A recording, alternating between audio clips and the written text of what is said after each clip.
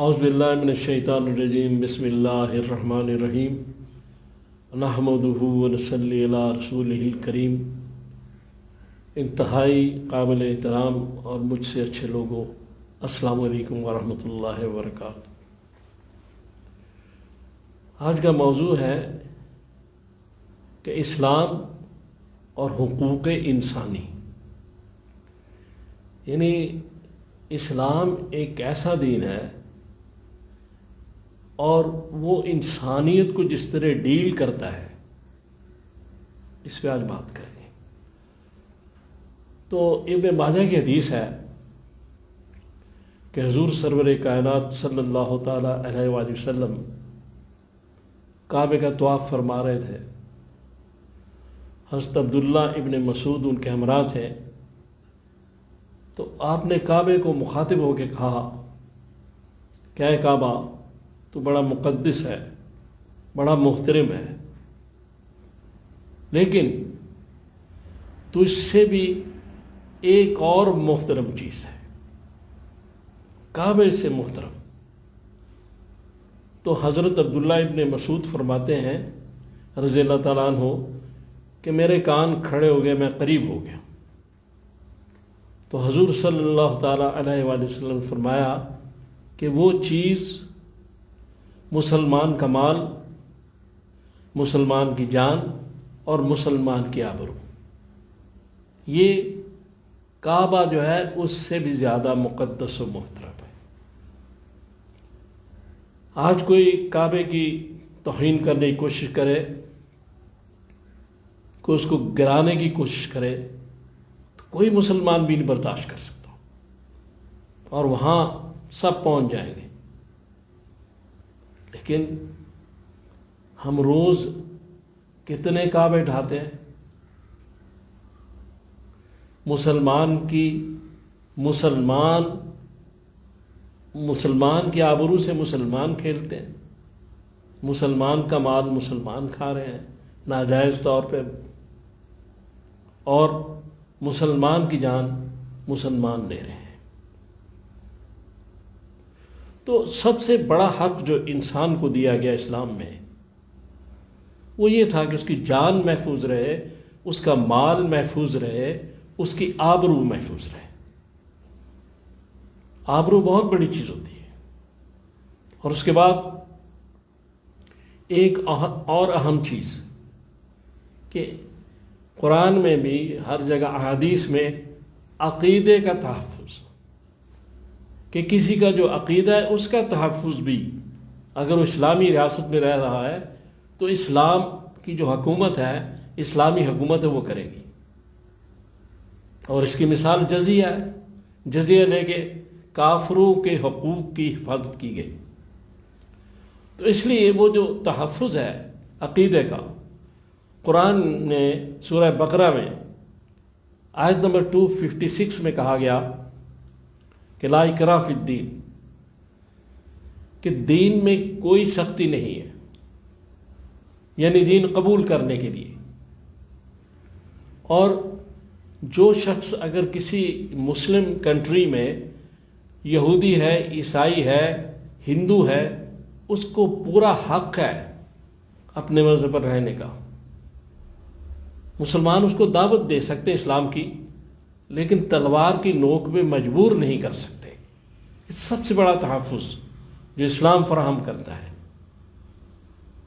اور اس کے بعد آپ یہ دیکھیں کہ آگے پھر یہ سورہ بقرہ میں پیچھے یہ بھی کہا گیا آیت نمبر 191 میں کہ جو یہ فتنہ ہے یہ قتل سے شدید جرم ہے۔ تو فتنہ کیا ہے؟ اس کے بے شمار معنی ہیں، لیکن بعض مفسرین نے اس طرح بیان کیا ہے کہ فتنہ کا یہ بھی ایک معنی ہے کہ کسی کو زبردستی اس کا دین بدلنے پر مجبور کرنا۔ یہ عقیدے کا تحفظ، کوئی دین نہیں دے رہا جو اسلام دے رہا ہے۔ اور پھر بے شمار واقعات ہیں کہ حضور سرور کائنات صلی اللہ تعالیٰ علیہ وآلہ وسلم نے عین جنگ کے موقع پر بعض ایسے حقوق دیے ان کافروں کو کہ جو کوئی بھی نہیں دیتا. یہ کہا گیا کہ جب جنگ میں جہاد میں آپ نے کسی عورت پر ہاتھ نہیں اٹھانا، کسی بچے پر ہاتھ نہیں اٹھانا، کسی ضعیف پر ہاتھ نہیں اٹھانا.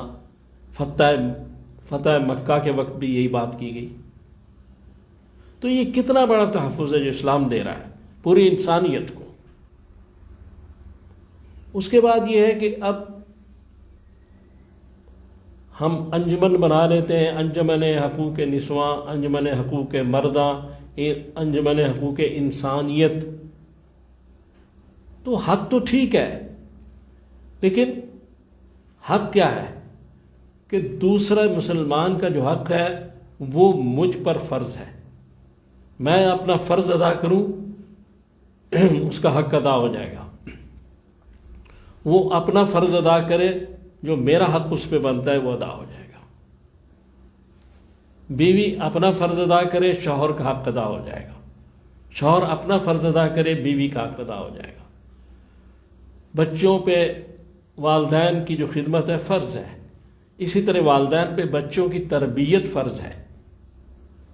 تو ہمارے جو دوسرے کے حقوق ہیں وہ ہمارے فرائض ہیں، ہم پر وہ فرض ہیں چیزیں. تو یہ جو وہ حقوق ہیں اور یہ جو حق ہیں، یہ قیامت والے دن اللہ تعالیٰ بھی معاف نہیں فرمائیں گے، بلکہ جس کی حق تلفی ہوئی ہے وہی معاف کرے گا. تو اسلام نے تو اتنا اس پہ بڑھ کے انسانیت کے لیے ایک بہت بڑا پلیٹ فارم دیا. حقوق کے بارے میں جتنے حقوق اسلام نے دیے ہیں کہیں بھی نہیں ہے، کسی کے پاس نہیں ہے. اور پھر ہم مسلمانوں نے اس چیز کو آگے بڑھانا ہے، آگے لے کے جانا ہے. ہم اسلام کی ایک تصویر ہیں. ہم سے لوگ عکس کرتے ہیں کہ اگر مسلمان ایسا ہے تو اسلام کیسا ہے. ہمیں درست ہونا ہے، ہمیں اپنے آپ کو ٹھیک کرنا ہے، اپنی اصلاح کرنی ہے، مجھے بھی سب کو، کہ وہ جو اسلام کی خوبصورتی ہے وہ ہمارے اندر سے نظر آئے، ہمارے کریکٹر سے، ہمارے کردار سے نظر آئے. ہمارا کردار اگر خوبصورت ہوگا تو اسلام کی خوبصورتی نظر آئے گی کہ اسلام بھی بہت خوبصورت ہے. اگر مسلمان ایسا ہے تو اسلام کیسا ہوگا، اس کا نبی کیسا ہوگا. اگر امتی ایسا ہے تو نبی کیسا ہوگا. تو یہ وہ چیزیں ہیں جن پر ہمارا دھیان نہیں، ہم غور نہیں کر رہے، ہماری توجہ اس طرف نہیں. دوسرے کا مال کھانا، یتیموں کا مال کھانا، دوسروں کے حقوق کو سلب کرنا، یہ سب ہم کر رہے ہیں. اس لیے ہمیں تھوڑا سا یہ جائزہ لینا چاہیے کہ ہم بحیثیت مسلمان اسلام کی کون سی تصویر پیش کر رہے ہیں. تو جو اسلام نے حق دیے ہیں وہ قرآن اور احادیث میں آپ دیکھیں اتنے زبردست ہے کہ کسی بھی منشور میں کسی جگہ بھی نہیں ہے. کیا رسول اللہ صلی اللہ علیہ وسلم نے آخری آیت میں فرمایا؟ UN کا چارٹر اسی پر ہے کہ کسی کالے کو کسی گورے پر، کسی اجمی کو عربی پر، کسی نسل کو نسل پر کوئی فوقیت فضیلت نہیں. فضیلت ہے تو اس کے کردار کی، تقوی کی. تو یہ وہ چیز ہے کہ کوئی گورا کالا کچھ بھی نہیں، یہ سب انہوں نے بنائے ہوئے ہیں اور استعمال ہم کر رہے ہیں. اور جو ان کے حقوق جو پیش کر رہے ہیں، یہ باہر کی دنیا، یورپ کی سارے، یہ حقوق صرف ان کے اپنے لیے ہیں. جب ان کے مفاد میں ٹھیس آتی ہے تو ان کو حقوق بھول جاتے ہیں. ان کو کشمیر یاد نہیں رہتا، ان کو فلسطین یاد نہیں رہتا. تو جب اپنے حق کی بات آتی ہے تو پھر ان کو حقوق انسانی کا خیال آتا ہے. لیکن اسلام اس سے بالا تر ہو کے ساری انسانیت کے بارے میں سوچتا ہے. اللہ تعالیٰ سے دعا کریں کہ اللہ تعالیٰ مجھے اور آپ کو توفیق دے کہ میں نے جو باتیں کی ہیں ہم ان پہ عمل کر سکیں. صلی اللہ تعالیٰ علیہ خیر خلقہ.